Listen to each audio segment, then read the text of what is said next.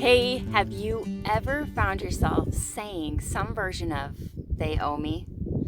It may sound like I deserve better treatment than that, or they owe me an apology, or I owe it to them to do this thing for them, or you owe me big time, right? I remember the first time I really caught this in myself. It was Mother's Day, and I wanted to go to a certain restaurant for dinner. I wanted to go to a certain movie, and my kids were just complaining about it, saying they didn't want to. And I remember turning around and saying, I make your birthdays amazing. I do this and this and this for you. And if you look at it, what I'm saying is, I did this, so you owe me this. It was not a mothering highlight, not one of my best moments, but I did learn something really good from it. So we leave these instances feeling underappreciated or undervalued or disrespected and sometimes resentful. And we think that their behavior is causing that in us. And so naturally, we think that we need them to pay up so that we can feel better, so that we can know that we're valuable, we can know we're important, we can know we're loved, right? And so we don't feel resentful. But we don't want our feelings of value to be based on how someone else treats us or acts, right? And we don't want kindness to be used as a commodity or a tool to purchase good behavior from someone else, right? We want to know our value regardless of someone else's bad day, someone else's choices, or someone else's rules about how you show that you love them. And we want our kindness to be a characteristic, right? A quality that we offer because that's who we are and that's what we do. Not because I'm going to buy something with that or you're going to owe me. So how do you stay out of debt?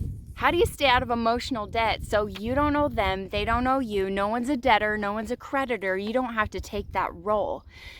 It's that you only give what you want to for free. Now sometimes people call this selfish. When I say only do things that you want to do, it's not because you want to be only thinking about yourself, it's because you want the things that you offer to be genuine and not manipulative. Not from a place of I deserve or you owe or I owe, right? We want it to be unconditional. Or speak the agreement beforehand out loud. Like, this is what I'm hoping for. My son did this for me. I will just feel more loved if you make my lunch. Do you agree? Yes, I would love to agree to that, right? He didn't say it in those words, but that's how I was able to use that information to help show love in a way that he sees it. And learn if they don't follow through. If they don't uphold their end, use it to learn, not to beat them with. But you can use that information and say, do I want to be striking bargains like that in the future? And you can ask for people to go by rules that help you feel something easier. Don't rely on their yes to be happy, though. If they say no, you get to choose to be happy because of what you choose to make that mean about you, about them, about the world, whatever. And that's completely in your control. And don't ever assume that the way someone is supposed to act is a no-brainer. We all have these rules that we've made up about if you act this way, then I feel this way. If you don't do this, then I feel this.